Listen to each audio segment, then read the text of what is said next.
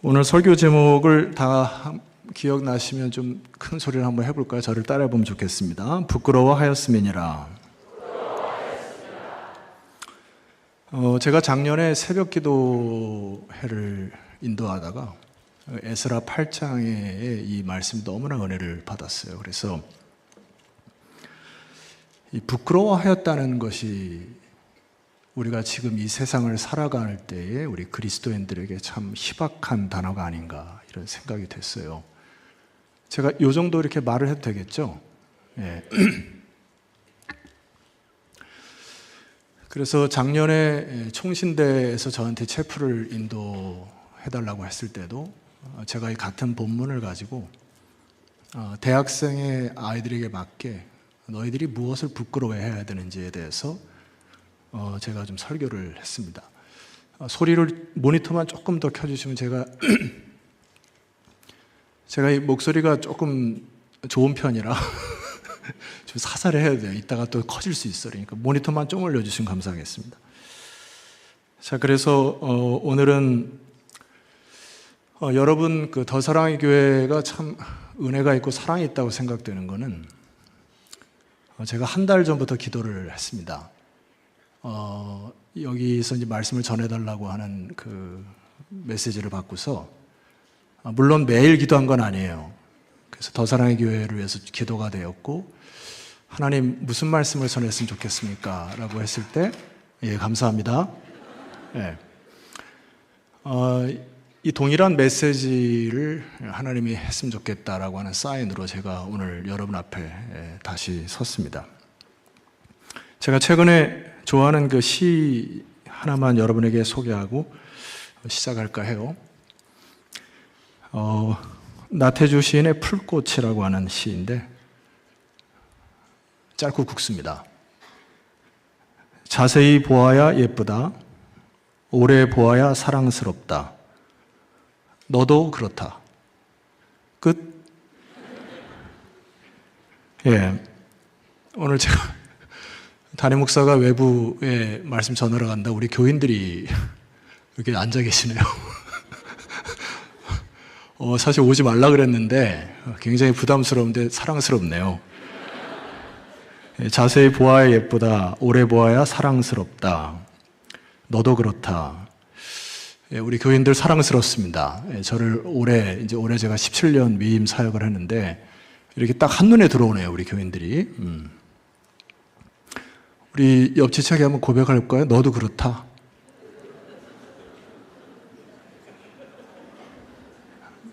기분 안 좋아요? 풀꽃이라는 시의 두 번째 시가 있습니다. 이것도 짧고 굵어요.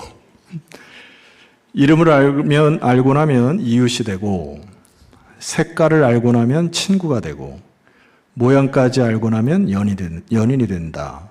아, 이것은 비밀. 이름을 알면 이웃이 되고, 색깔을 알면 친구가 된다. 저는 오늘 여러분에게 친구가 되려고 합니다. 연인은 이인호 목사님하고 연인하세요.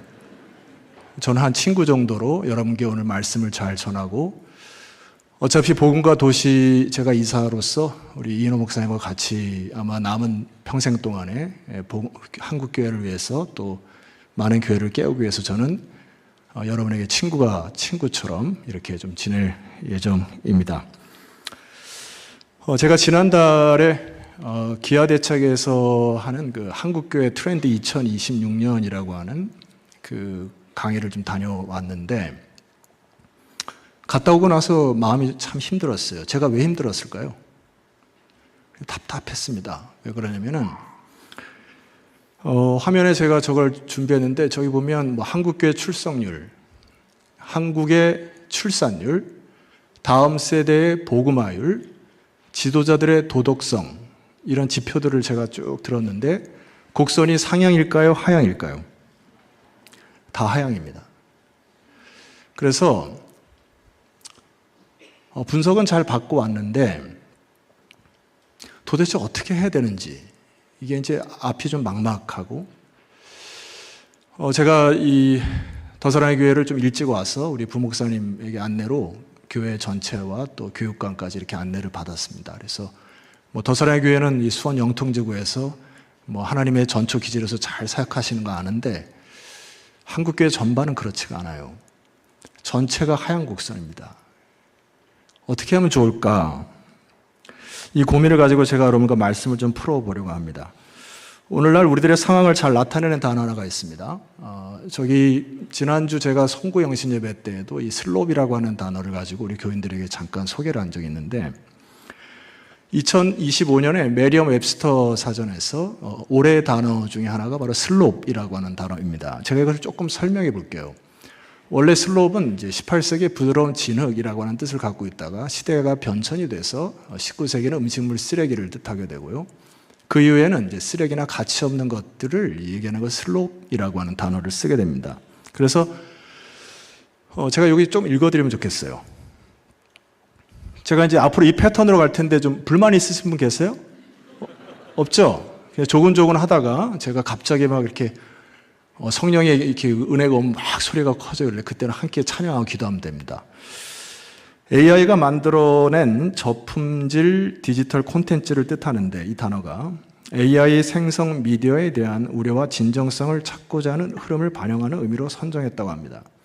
그래서 제가 AI에게 물어봤어요. 제가 챗GPT 5.0을 쓰고 있거든요. 오늘 이제 이현호 목사님을 잠깐 참으셨는데 제미나이도 써라 그러더니 저한테 얘기를 하셔서 제미나이도 쓰려고 좀 생각 중입니다. 이거를 슬롭이라는 단어를 조금 더 쉽게 설명해 줘봐 이렇게 얘기를 했더니 챗GPT가 이렇게 얘기를 해요. 원래는 질 낮은 음식이나 쓰레기 같은 걸 의미하는 단어인데 올해는 AI가 대량으로 만들어낸 별로 퀄리티 없는 콘텐츠를 비유적으로 가리키는 것을 의미해. 제가 반말로 질문하니까 반말로 대답하더라고요. 사람들이 정보의 홍수 속에서 정말 가치 있는 것과 아닌 것을 구분하고 더 진짜 같은 콘텐츠를 갈망하게 되는 트렌드를 보여주는 말이야 이렇게 얘기를 하더라고요. 여러분 뭐가 이렇게 단어가 걸린 게 있습니까? 우리 시대에 질 떨어진 혹은 수많이 우리들의 그 말초신경을 자극하는 쓰레기 같은 유튜브의 많은 생산물들이 여러분의 의식을 빼앗아갑니다. 우리 자녀들이 길거리 지나갈 때에도 수많은 잡동사니 쓰레기들을 보고 다닌단 말이에요. 제가 볼 때는 50%도 의미 있거나 가치 있는 컨텐츠들이 없다고 보여지게 됩니다. 자, 그런데 이 슬롭이라는 단어를 통해서 우리가 조금 하나 깊이 생각해야 될 부분이 있습니다. 그것은 뭐냐니까 마지막에 이제 문장을 들으신 분 계세요. 좀 더 진실에 가까운 더 진짜 같은 컨텐츠를 갈망하게 되는 트렌드를 보여준다. 무슨 얘기죠? 가짜가 판을 치고 쓰레기 같은 저질 쓰레기들이 유튜브나 수많은 컨텐츠들이 정보의 홍수 속에서 살아가다 보니까 이 시대가 많은 사람들이 진짜를 원한다. 그거에 대한 갈망이 있다는 얘기예요. 동의하십니까? 제가 신앙적으로 이것을 조금 해석을 해보았어요. 우리들의 현지소를 좀 여러분 보면 좋겠습니다. 여러분 함께 질문해 볼게요. 여러분이 섬기시는 하나님은 진짜이십니까? 가짜이십니까? 그 영어로 해도 돼요? 왜 대답을 안 하신 분들은? 여러분이 섬기시는 하나님은 살아계십니까? 죽으신 신이십니까? 그렇게 믿습니까? 자, 한번 마지막 또 질문해 볼게요. 여러분 하나님을 제대로 믿습니까? 안 믿습니까? 근데 제가 동일하게 우리 이번에 송구영신 때도 우리 성도들에게 던진 질문이에요. 왜 나이가 먹고 세월이 갈수록 크리스찬들의 인격적인 변화를 기대하기가 어렵습니까? 왜 우리가 신앙의 연수가 차고 교회에서 많은 일들을 감당하는데 왜 우리의 인격은 그만큼 성숙하지 않냔 말이에요. 이게 저에 대한 질문이 하나고, 두 번째, 뭔가 잘 살아가는 것 같은데 죄송한 말입니다만은 넌 크리스찬과 우리의 삶의 방법이 그렇게 큰 차이가 없어 보입니다. 구별된 선택이나 구별된 방법이 없어 보여요. 그러니까 하나님 믿는 사람과 믿지 않는 사람들의 삶의 패턴이 거의 비슷한 듯한 느낌을 받습니다. 그게 왜 그럴까? 세 번째는 이거 뭐 제 개인적인 사견일 수도 있습니다만은 우리는 어느 순간 우리끼리 이렇게 얘기를 합니다. 교회가 소망이다. 이렇게 얘기를 해요. 하나님을 믿지 않은 사람들은 그 말에 동의합니까? 한번 물어볼게요. 여러분, 교회가 소망입니까? 왜 질문을 안 하고 거시기하게 그래요? 사실 이게 우리들만의 리그가 된 것 같은 단어, 사문장이 된 듯한 느낌을 받아요, 저는. 그러니까 우리끼리 모여서 슬로건을 얘기를 합니다. 교회가 소망이다. 어느 순간 세상 사람들은 교회한테 기대를 안 합니다. 우리끼리의 말만 한다는 얘기예요. 자, 도대체 어디서부터 손을 대고 어디서부터 개혁을 해야 될까? 제가 고민을 하다가 2026 트렌드 책을 읽다가 도전되는 문장 하나를 가지고 왔습니다. 여러분 화면을 보시면 제너럴 모터스의 전 회장 잭 웰치라는 분이 Change or not, 이분이 Change or not을 임원회 때마다 늘 강조했단 말이 Change or not. 이게 무슨 말일까요? 변하지 않으면 죽는다. 변하지 않으면 죽어. 여러분 기업도 변화를 추구합니다. 끊임없는 변화를 추구해요. 그런데 교회는 우리만의 리그를 벌입니다. 교회가 소망이야. 근데 오늘 찬양팀 제가 물어보고 싶은 건 흰 장갑은 왜 낀 거예요? 오늘 그렇게 두드러지는 거? 예. 그냥 물어봤어요. 그러니까 우리 이렇게 모여서 찬양하고 참 즐거워요. 즐겁고 뭐 목양 1팀 참 잘하셨습니다. 옆에서 보니까 물론 이렇게 약간 웨이브가 서로 안 맞긴 하던데 우리 이렇게 참 좋죠. 이렇게 저녁에 모여서 찬양하고 하는데 우리가 진정으로 오늘 이 밤에 함께 고민하고 생각해야 될 부분은 다시 한번 화면에 띄워주시면은 교회 트렌드 2026에 나왔던 저 말씀입니다. 저 말씀 한번 같이 크게 선포해 보겠습니다. 시작.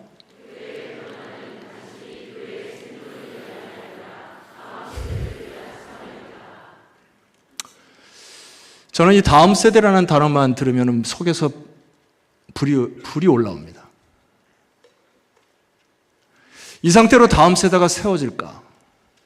나름대로 몸부림칩니다.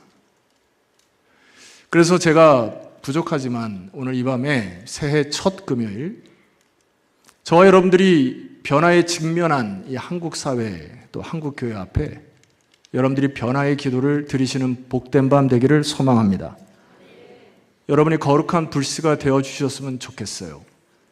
여러분이 변하지 않으면 다음 세대는 사라지기 때문에 그렇습니다. 이게 수치와 거의 유사합니다. 2030년 한국 주일학교 반토막 납니다.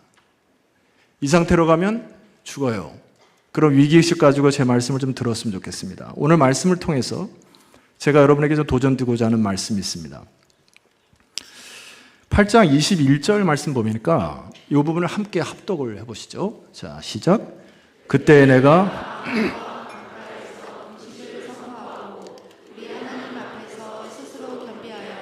우리와 우리 어린아이와 모든 소유를 위하여 평탄한 길을 그에게 강구하였으니. 자, 이게 너무나 잘 아는 말씀인데 에스라가 2차 포로기한으로 바벨론이라는 지역에서 고국으로 돌아오게 됩니다.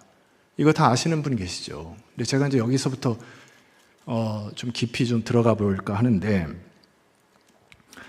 성경을 제가 묵상을 하고 에스라서를 쭉 묵상하다 보니까 그 바벨론에서 포로로 다시 이제 귀환을 하는 이 여정이 고국으로 돌아올 때까지 한 5개월 정도가 걸리더라고요.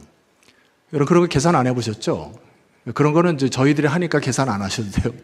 5개월 정도의 이 기간을 놓고서 지금 만반의 준비를 했겠어요? 안 했겠어요? 제가 질문을 하면 대답을 하시면 됩니다. 만반의 준비를 했겠어요? 안 했겠어요? 했겠죠. 자, 그런데 제가 이 과정을 통해서 이해가 되는 부분과 이해가 되지 않은 부분이 있습니다. 자, 그림을 한 칸 봐주시면은 두 번째 그림입니다. 저게 바벨론이라는 지역이 있고요. 그 출발하자마자 한 며칠 지난 뒤에 아와 강가에서 진을 치게 됩니다. 그리고 저기서 이해가 되는 것은 평탄한 길을 강구하는 것은 이해가 됩니다. 여러분들이 어떤 일을 할 때, 또 무슨 사건을 만날 때, 그리고 앞으로 목적을 갈 때 당연히 평탄한 길을 구하는 거 맞겠죠. 근데 제가 이해가 안 가는 부분 하나가 있습니다. 뭘까요? 금식을 왜 했을까? 굳이 금식을 왜 했을까? 여러분, 제가 이제 에스라의 성격을 좀 보니까, 이 에스라의 제가 탐구를 해가지고 AI한테도 여러 개 물어봐서 제가 한 거예요. ISTJ 손을 한번 들어보세요. 자기가 ISTJ인 사람. 예, 뭐 나쁘다는 얘기가 아니고 그냥 성격 유형자라는 얘기예요. 저기 보면 사실에 근거하여, 예? 사실에 근거하여 사고하며 이들의 행동이나 결정상에 한치 의심을 서지하는 현실주의자형입니다. 그러니까 이 사람들을 청렴 결백한 논리주의자다 이렇게 얘기를 하죠. 여러분 동의하는 분들 한번 끄덕해 보세요. 맞죠? 그래서 성격 바탕으로 추측해 보건대 에스라는 율법에 대한 철저함과 질서와 규범을 중시하고 공동체 회복을 위한 헌신의 사람이 바로 에스라입니다. 한치의 오차도 없이 준비했을 거예요. 그런데 왜 금식을 했냔 말입니다. 다 준비했을 것 같아요. 자, 제가 에스라의 성격을, 이 ISTJ형의 성격을 통해서 이 사람이 어디까지 했냐면 제가 하나 증거를 대보겠습니다. 에스라 8장 15절 말씀 보니까 여러분이 한번 읽어보세요. 자, 시작.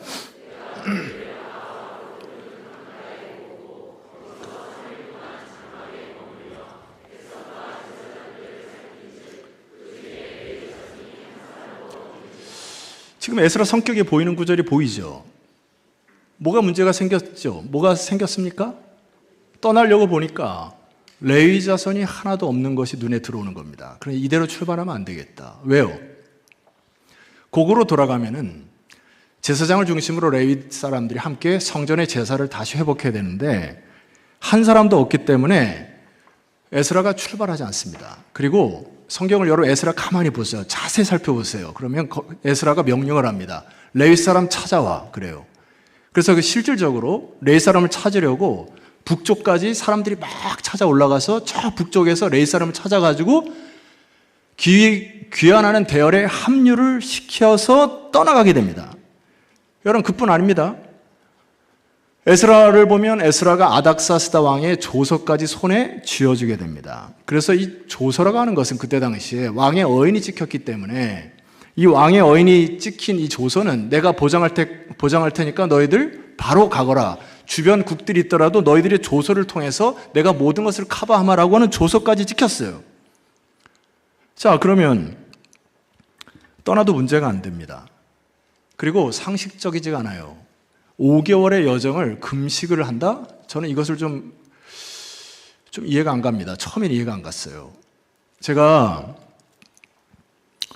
군대를 특공대를 나왔는데 물론 지원한 건 아니고 재수없게 끌려갔지만은 차출돼서 가다 보니까 특공대를 갔어요.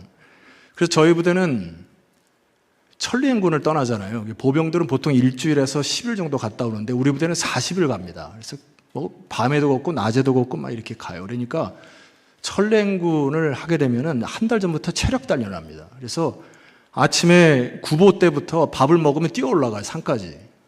제일 싫었어요.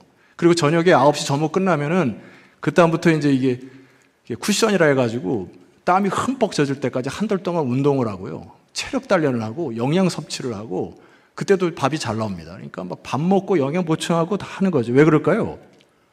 이제 한 달 동안 나갔다 와야 되니까 체력 보충을 해도 영양 보충하고 다 그렇게 되는 거거든요. 근데 여러분 다시 질문합니다. 왜 금식을 했을까요?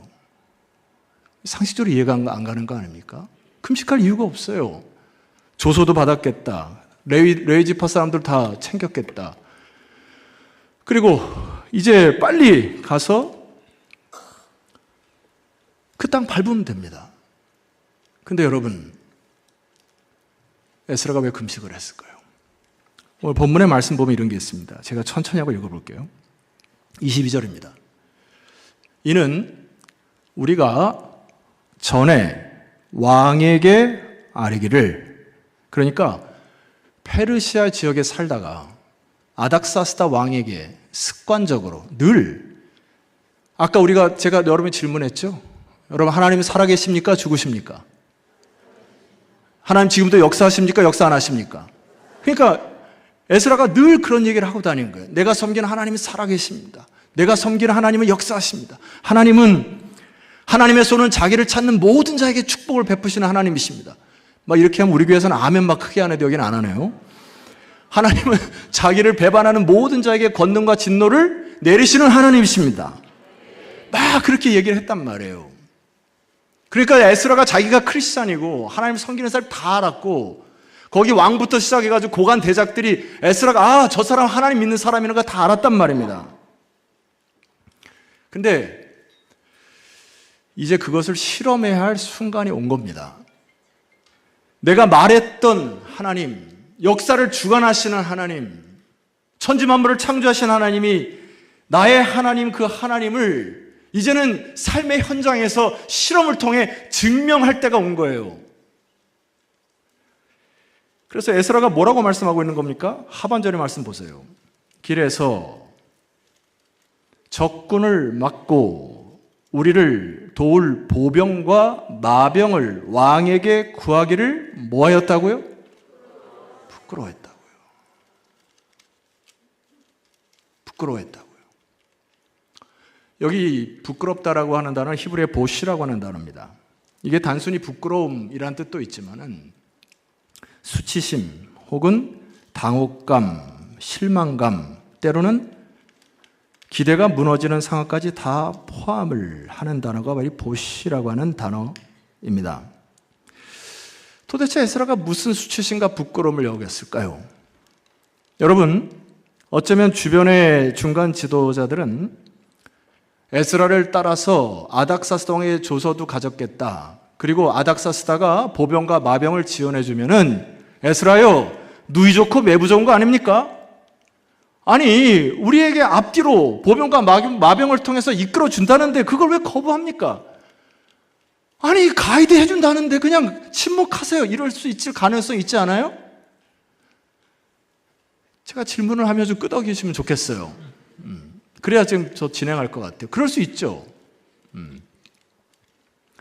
그리고 자기가 한 말을 주변 사람들은 귀뚱으로 들었을 확률이 많아요. 그러니까 에스라 네가 섬겼던 하나님이고 뭐 어쩌고 저쩌고 그런 거 필요 없고, 에스라야 그냥 우리 좋은 게 좋은 거니까 갑시다, 이럴 가능성이 높다는 얘기입니다. 그런데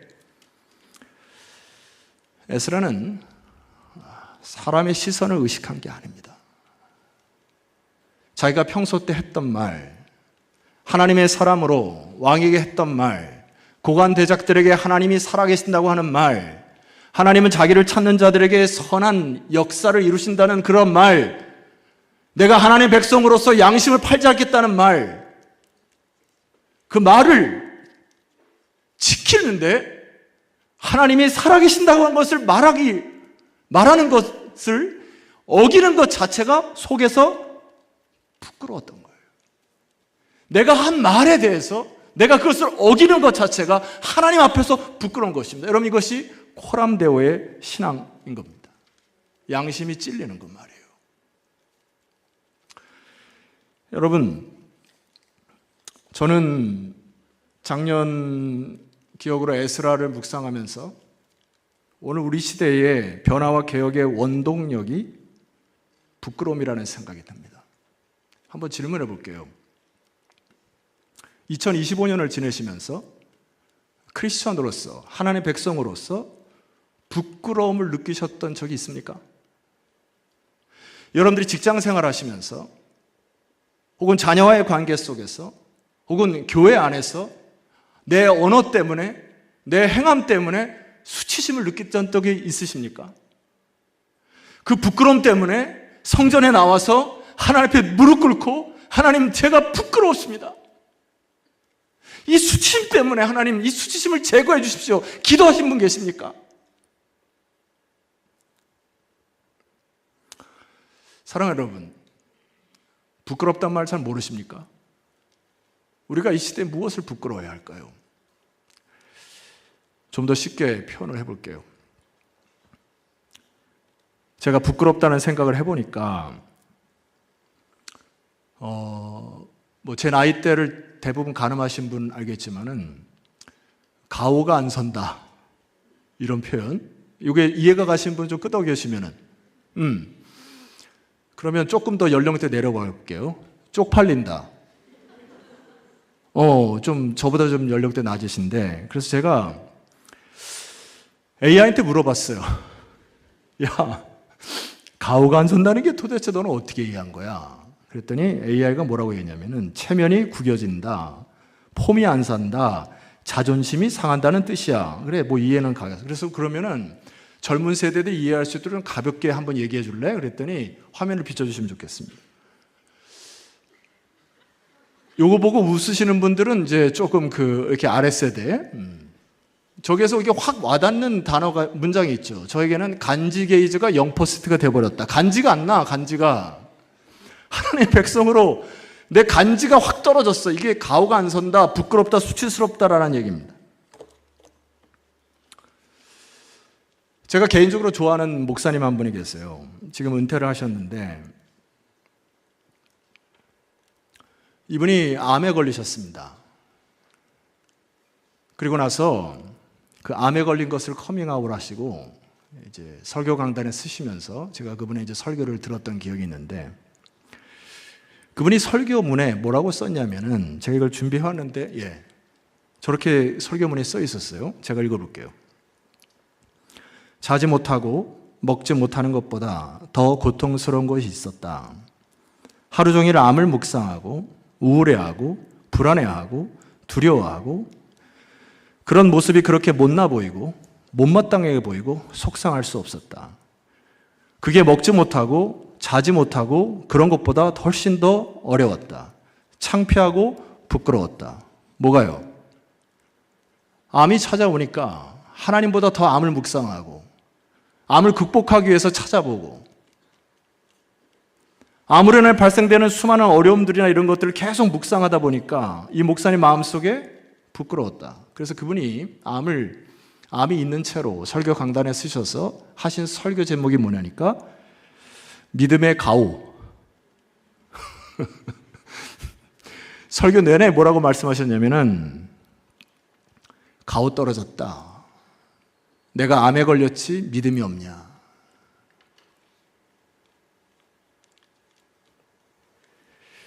그리고 암이 있지만은 그 상황에서 암을 이기시면서 열심히 사역하는 목사님이 존경스럽더라고요. 제가 총신대학에 가서 후배들한테 막 소리쳤어요. 야, 신학생들이 돈이 없지 믿음이 없냐? 가오 떨어진다. 이것들아는 안 했어요. 속에서 막 열불이 나가지고. 요즘에 전도사 구하기가 어렵거든요, 교회에다. 부목사 구하기도 어렵습니다. 다 대형교회 막 가고, 무슨 기업처럼 돈 많이 주는 대로 쫓아가고, 떨어지면 저 농촌 어촌 가고, 니네들이 사명이 믿음이, 돈이 없지 믿음이 없냐? 하나님께 주신 소명대로 가라. 잘했죠? 흥분을 좀 가라앉혀야 됩니다. 여러분, 하나님의 백성으로 제일 가오 떨어지는 일이 뭡니까? 여러분들이 믿음 생활하면서 제일 가오 떨어지는 일은 뭐예요? 말로만 하는, 움직이지도 않고 섬기지도 않고 헌신하지 않으면서 말로만 하는 거. 제가 그래서 이것을 요즘에 제가 이게 앞자 따가지고 말 만드는 걸 좋아하거든요. 그래서 제가 이 부류의 사람들 하아파라고 이렇게 졌어요. 무슨 얘기인지 궁금하시죠? 하나님을 하아파에서 하 하나씩만 해보세요. 제가 따라 해볼게요. 운율 맞춰서 얘기해 볼게요. 하 해보세요. 하나님을 아는 파 해야죠. 아가리 파이터. 하나님을 아는데 입으로만 신앙하는 사람들 아가리 파이터라고 합니다. 말로만 하는 거예요. 말로만 덥게 하라, 말로만 춥게 해라, 말로만 따뜻하게 해라. 그것은 가오 떨어진 일이라고 저는 생각을 해요. 두 번째로, 말을 하고 책임을 지지 않은 거. 가오 떨어진 일입니다. 수치심입니다. 사랑의 교회, 더 사랑의 교회 성도 여러분, 제가 아까도 얘기는 했지만, 제가 외부에서 이렇게 이제 설교를 요청하라 그러면은 최소 2주 전부터 기도하거든요. 근데 사랑교회 부목사님이 연락이 와가지고 한 달 전쯤 연락 왔어요. 그래서 사실은 제가 안 오려고 했는데 오늘 마침 우리 교회 금요 기도회가 없어요. 그래서 거짓말 할 수도 없고 딱 요 날짜밖에 안 남았다고 그러니 그렇다고 내가 말씀 전하는데 안 갈 수도 없고 그러니까 한 달 전부터 바꾸서 기도를 해서 여러분을 위해서 중보 기도를 했습니다. 아까도 얘기했지만 물론 매일 기도한 건 아니에요. 그러면서 하나님이 주신 마음은 하나님께서 이 더 사랑의 교회를 참 사랑하시는구나. 그게 느껴집니다. 그래서 한 달 전부터 기회가 될 때마다 여러분에서 중보하고 더 사랑의 교회 수원 영통지구에 하나님께서 세우신 목적과 목표를 이루도록 그래서 제가 여기 주소까지도 적었어요. 수원시 영통구 광교 중앙로 260번지. 맞죠? 하나님 이 번지를 통해서 하나님 이 지역에 하나님의 복음화율이 이렇게 높아지게 하옵소서 그렇게 기도했습니다. 근데 하나님이 기도할 때마다 저에게 부끄러움이라는 단어를 계속 주시는 겁니다. 그래서 일전에 제가 총신대에서도 이 같은 본문으로 설교를 했습니다만 여러분에게 동일한 메시지를 줘야 되겠다 해서 준비를 해왔는데 제가 그래서 책을 몇 권을 읽었는데 그 중에 한 가지가 이제 한국교회 2026 트렌드인데 여기서 우리가 함께 좀 부끄러워야 할 개념을 말씀을 드리고 시간이 어떻게 되나 잠깐 보고요. 예, 거의 다 아직 좀 남았네요. 거기 보면 이제 5번째 주제가 뭐였냐면 호모 스피리추얼리스라고 하는 단어인데 이것은 영적 인간이라는 라틴어 단어입니다. 5번째 주제로 이거 얘기를 했는데 인간을 호모 사피엔스 즉 사고하고 이성으로 판단하는 존재라면은 바로 이 개념은 인간을 영적 존재로 보는 표현입니다. 자, 문제가 뭐냐면은 종교 인구가 감소하고 있습니다. 캐톨릭, 개신교 할 것 없이 다 감소를 하고 있는데 여전히 영적 갈망은 높아진다는 사실이에요. 코로나 팬데믹 이후에 카톨릭, 기독교, 불교 등 제독교의 종교는 신자는 점점 줄었는데 무속 신앙은 전체적으로 증가했다는 데이터가 나왔습니다. 자, 그런데 제가 여러분에게 조금 씨름하고자 하는 이 밤의 메시지 중에 하나가 이겁니다. 2025년에 한국교회의 트렌드 조사에 의하면은 한국교회의 성도들 2025년 동안에 이제 표본 조사를 한 겁니다. 한국교회 성도들이 갖고 있는 우울증이 23%입니다. 그러니까 4명 중에 한 사람은 지금 우울증을 겪고 있다는 얘기예요. 여러분도 동일한 예언은 아닙니다. 불안함이 21.9%, 중독 증세가 7.3% 순으로 정신적 문제를 겪고 있다고 하는 분석입니다. 심지어 교인들 중에 자살을 생각했다는 퍼센테이지 혹시 가늠해 보실랍니까? 11%입니다.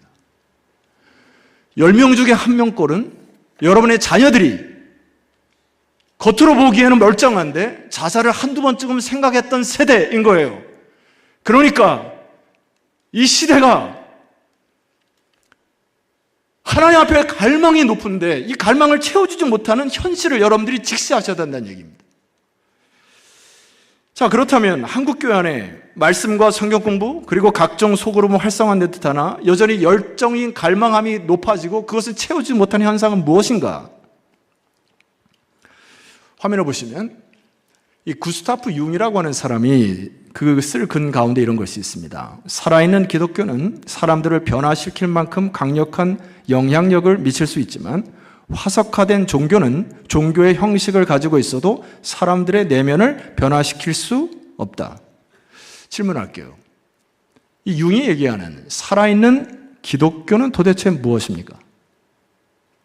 질문할게요. 이 융이 얘기하는 화석화된 종교는 도대체 뭘 얘기하는 거예요?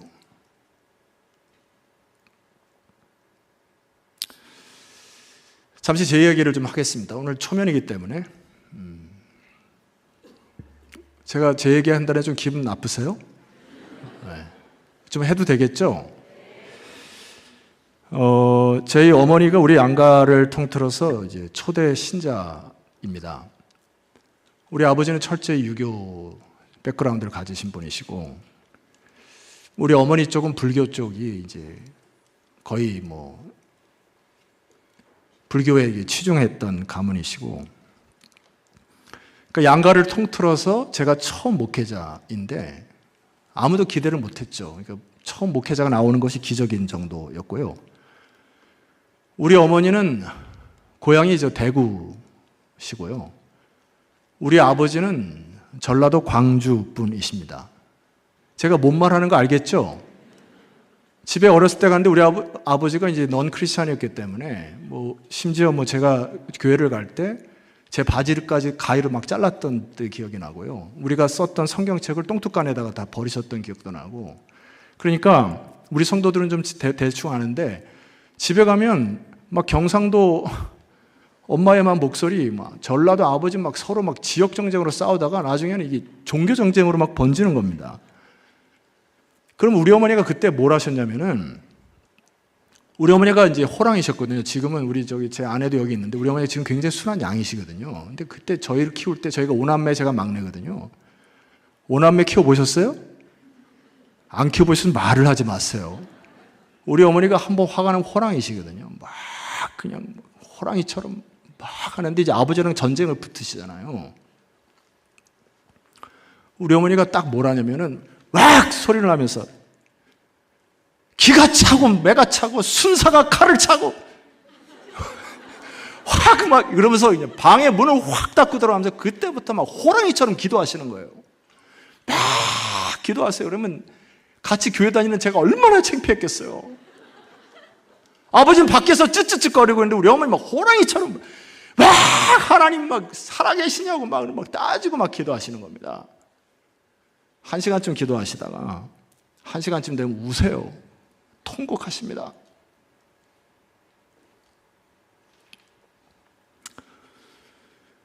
지금 생각하면은 그것이 야성이었어요. 제가 볼 때는. 저는 그렇게 못합니다. 우리 어머니 아버지 세대,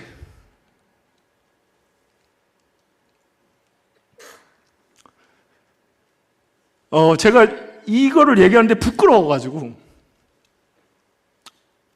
우리 어머니 세대 저를 어렸을 때 저 광주에서 다 제사를 드릴 때 제 손 잡고 절을 하면 안 된다 하고 제 손모가지를 잡고 나가셨어요. 수많은 주변에 화살과 언어 이걸 다 들으셔도 절하면 안 된다. 고사리 같은 제 손을 잡으시고 새벽 기도를 데리고 다녔습니다.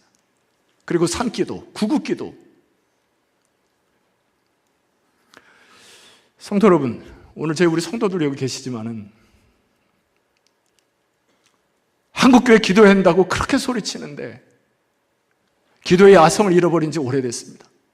여러분, 다시 질문할게요. 살아있는 기독교가 뭡니까? 화석화된 종교가 뭐예요? 우리는 어느 순간 하나님을 지식적으로, 하나님 이성적으로, 나의 상식적으로, 혹은 내가 해왔던 방식대로 하나님을 이용하는 수준의 기독교, 저는 그것을 죽은 기독교라고 말하고 싶어요. 살아있는 기독교가 뭡니까? 수많이 많은 부분들이 첩첩산중이 있을지라도 함께 모여 기도하여 하나님, 이것을 뛰어넘게 하여 주옵소서, 수많은 장벽을 넘게 하여 주시옵소서, 그렇게 모여 기도하는 것이 살아있는 기독교 아닙니까? 모두가 다 불가능하다 할 때 함께 모여 기도하여 하나님의 영광을 드러내는 것, 저는 개인적으로 그것이 살아있는 기독교라 말하고 싶어요. 지난주 송구영신 예배 때 제가 우리 성도들을 위해서 기도를 준비하면서 올 한 해 주와 함께 날아오릅시다, 이게 우리 교회 표어인데, 여러분, 주와 함께 날아오른다라고 하는 개념 앞에 말씀이 이렇게 되어 있습니다. 여호와를 앙망하는 자는 독수리 날개 치며 올라갈 것이다. 질문 하나 할게요. 독수리 날개 치면서 올라가 보셨습니까? 무엇이 문제인가요? 여호와를 앙망하지 못해서 그렇습니다. 여호와를 앙망한다는 걸 두 가지로 해석할 수 있습니다. 첫 번째는 영어로 하면 wait upon. Strength will rise as we wait upon the Lord.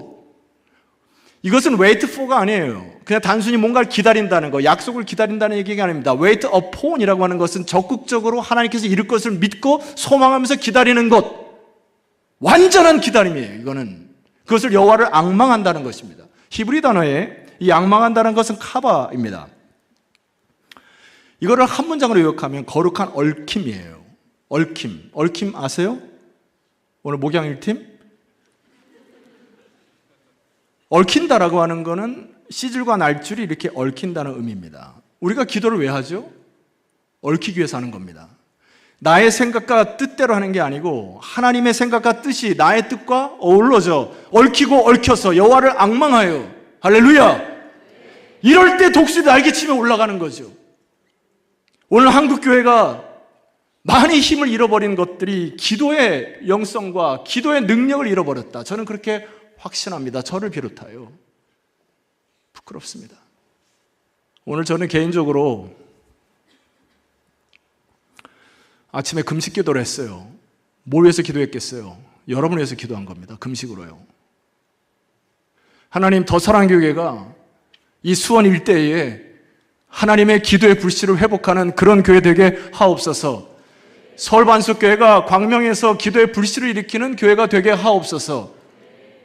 저는 그렇게 기도했고 오늘 이 밤에 그렇게 기도했으면 좋겠어요. 두 번째, 여러분에게 좀 도전드리고자 하는 메시지가 있습니다. 그 책에 보면은 6번째 주제의 타이틀이 뭐냐면은 무속에 빠진 그리스도인입니다. 그 책 안에 실질적인 내용을 여러분에게 말씀드릴게요. 무속인으로 살다가 회심한 어느 교회 집사는 과거 자기가 무속인 시절에 찾아온 손님의 몇 %가 기독교인이라고 얘기했을까요? 질문입니다. 찍어보세요. 설교 안 합니다 그러면? 40%입니다. 여러분, 무속에 빠지는 이유가 뭘까요? 외로움입니다. 외로움. 2024년 분석한 교회를 다니면서 외로움을 느끼는 교인이 자그마치 46.2%입니다. 넌 크리스찬인 사람들을 평가하니까 54%가 나와요. 심지어 2025년의 평가에서 교회에서 마음을 터놓을 상대가 없다는 사람이 47.9%입니다. 둘 중에 하나예요. 물론 더 사랑의 교회는 아니리라 믿습니다. 사랑하는 형제자매 여러분, 우리가 이 데이터에서 자유로울 수가 있을까요? 한국교회가 자유로울 수 있습니까? 무속에 빠지는 것에 한국교회가 이 상태로 가면은 안 됩니다. 대책을 세워야 되죠. 교회가 안전한 공동체, 돌봄 공동체로의 변화를 추구하기를 주의 이름으로 축원합니다. 피조물들이 고대하는 것은 하나님의 아들들이 나타난다는 거 하는 것을 고대한다는 것은 수많은 외로움의 사람들이 하나님의 사람들이 나타나 그들의 외로움을 함께 짊어지고 함께 고통을 끌어안고 같이 가기 때문에 이 교회가 생명력이 있는 거거든요. 저는 물론 더 사랑의 교회가 잘하고 있다고 판단이 됩니다만은 돌봄과 위로와 격려의 공동체로 더 성숙되어 주시기를 부탁드립니다. 한 가지만 더 말씀드릴게요. 국제 투명성 기구라는 게 있습니다. 전 세계에 정부나 기관의 투명성, 정직도에 대해서 데이터를 하는 투명성 기구에서 한국의 투명성, 정직성은 180개 중에 30등이 됐습니다. 근데 이거를 이제 점수로 하게 되니까 몇 점을 받았게요? 64점입니다. 그러니까 낙제점에 거의 가까운 점수를 받은 거예요. 여러분, 신앙이 뭡니까? 말한 대로 지키는 겁니다. 말한 대로 사는 거예요. 다른 사람의 눈치와 인정에 메말라는 게 아니고 내가 하나님께 주신 비전과 하나님께 주신 소명을 붙들고 하나님 앞에서 코람되어 하나님이 인정하시는 그런 인생 살아가시기를 주의 이름으로 축원합니다. 그것이 오늘날 우리가 부끄러워야 할 것. 한국 교회가, 한국 사회가 투명성이 64점밖에 안 되는 것은 한국 교회 안에 병들고 찌드는 모습들이 우리에게 있다라는 것. 그것을 부끄러워하는 저와 여러분 되었기를 주의 이름으로 축원합니다. 오늘 이 한국 사회는 저를 비롯하여 하나님이 에스라와 같은 사람을 찾으신다 저는 확신하고, 여러분이 에스라와 같은 인물이 되셔서 이 지역과 교회를 살려주시면 좋겠어요. 우리 23절 함께 마지막으로 읽어보시죠. 자, 시작. 그가 이를 위하여 금식하며 우리 하나님께 간구하였더니 그의 응낙하심을 입었느니라. 질문합니다. 2025년 동안에 금식하면서 기도하신 분 계십니까? 금식하면서 하나님, 이 문제가 해결이 안 됩니다. 혹은 하나님, 이 관계가 묶여 있습니다. 하나님, 내 자녀가 주께로 돌아오지 않고 있습니다. 하나님, 제 부모가 하나님을 모릅니다. 제가 사랑하는 사람이 하나님을 떠났습니다 하면서 금식하면서 기도한 분 계십니까?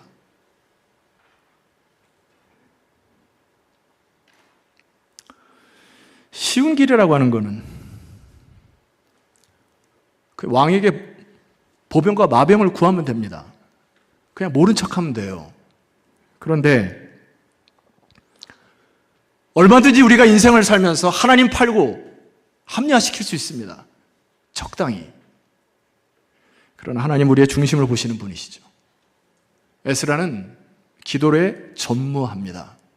심지어 5개월의 여정을 앞두고 레위 사람을 찾아 아와 강가에서 금식을 선포하고 하나님의 도움을 간구합니다. 자, 여러분, 제가 볼 때는 95%가 다 준비가 된 거예요. 아닥사스다 왕이 줘서 레위 사람 다 찾아 준비했고요. ISTJ라고 내가 얘기 드렸죠. 다 준비했습니다. 그런데 쪽팔린 거예요. 하나님의 사람으로서, 믿음의 사람으로서 세상을 살아가야 되는데 그 믿지 않은 사람에게 손을 내미는 것이 쪽팔린 거예요, 이 에스라가. 그래서 하나님 앞에 금식을 선포하고 하나님이 도울 것을 간구하여 23절에 뭐라고 나와 있습니까? 우리 하나님께 간구하였더니 그의 응낙하심을 입었느니라. 할렐루야. 여러분이 불씨를 살리시는 더 사랑의 교회가 되기를 주 이름으로 축원합니다. 저를 따라합시다. 옆 사람에게 크게 선포하세요. 아비 없는 자식처럼 굴지 마라. 우리는 하나님 아버지로 섬기는 사람들입니다. 하나님 아버지라고 부르는 사람들이에요.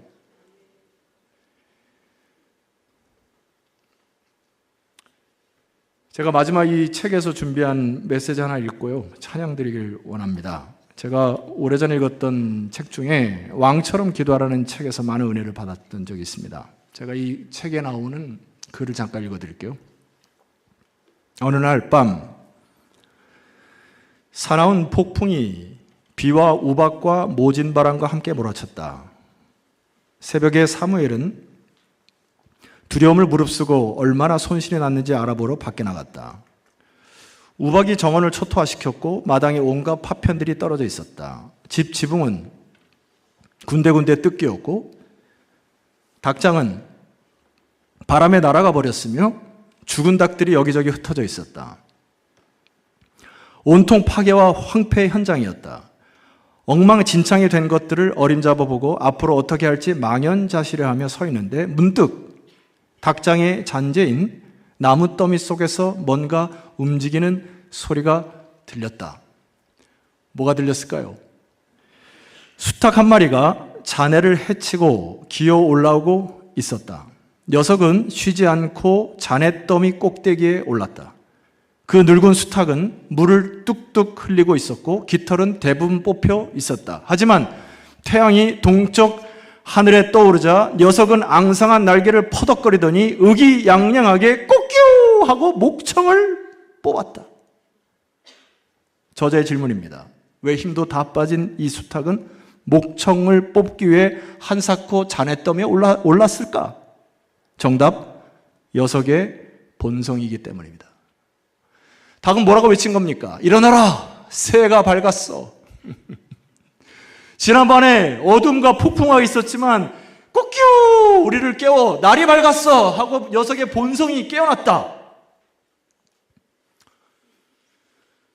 사랑하는 서사랑의 교회 성도 여러분, 이 말씀은 저에게도 하는 말씀입니다. 하물며 하나님의 사람들의 야성의 DNA가 깨어나야 되지 않겠습니까? 우리의 삶 속에 내가 하나님의 백성으로 제대로 소리를 내고 있는가? 내가 하나님의 백성으로 제대로 살고 있는가? 우리 교회는 제대로 사명을 감당하고 있는가? 우리는 하나님께서 부르신 이 소명 속에서 자기의 DNA로 성령의 은혜로 각자의 삶에서 영향력을 행사하고 있는가?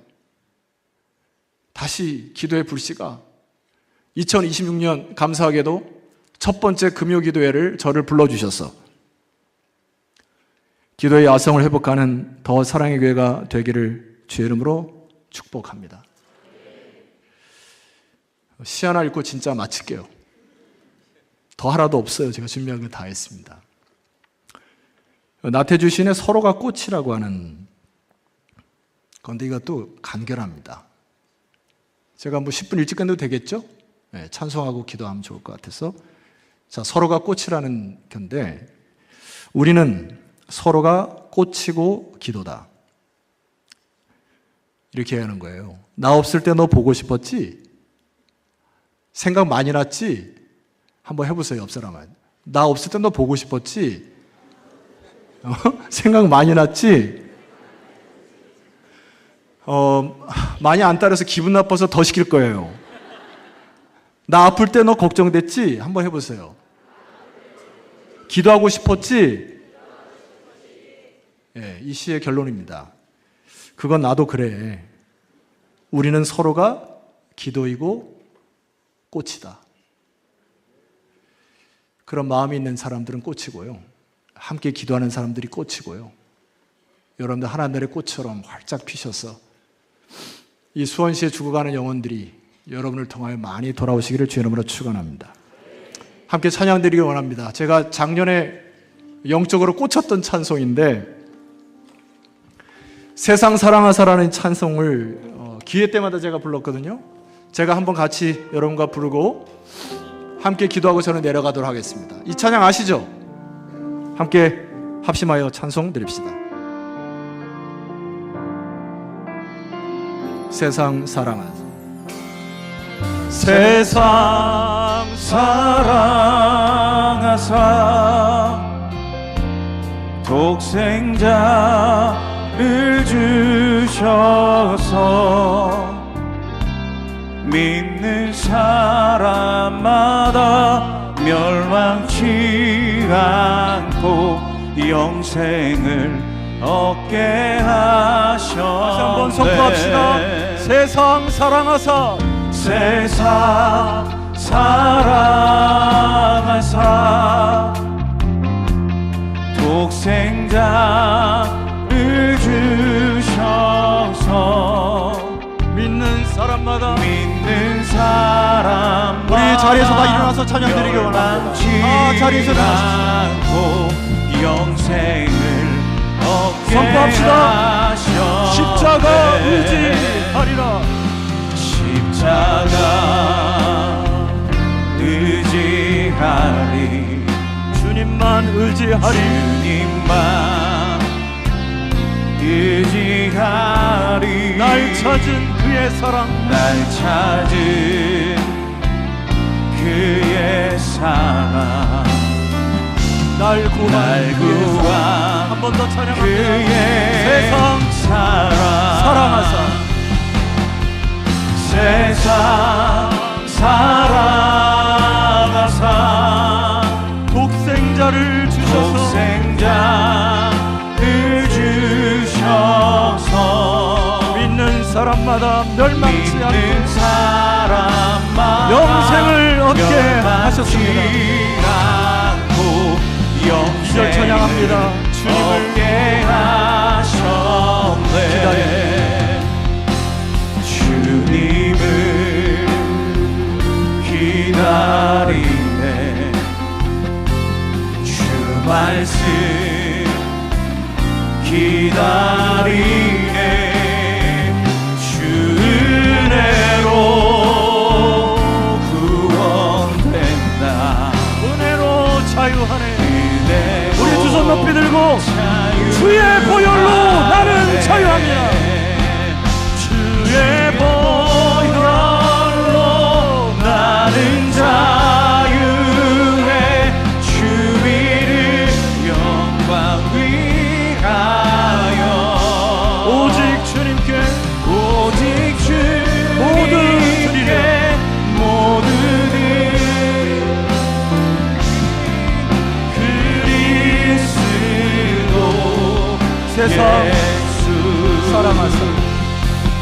세상 사랑하사 독생자를 주셔서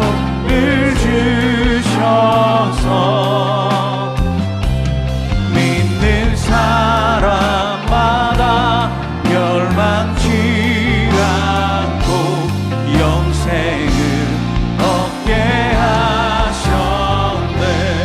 이 시간 함께 기도하고 선포합니다. 하나님, 왕과 같은 주의 자녀들이 하나님을 왕처럼 섬기지 못하는 부끄러운 현실 앞에 우리의 마음이 부끄러움을 회복하게 하여 주시옵소서. 이 시간 합심하여 기도할 때 하나님, 기도의 야성을 회복하여 다시금 거룩한 성령의 불이 이 더사랑교회를 중심으로 이 수원의 영통지구에 하나님의 영광스러운 나라가 회복되게 하여 주시옵소서. 이 시간 주여 한번 간절히시고 주여 오늘 우리 예배를 받아주시고 우리의 기도를 받아주시옵소서. 전심으로 주여 한번 부르시고 기도하며 나아갑니다. 주여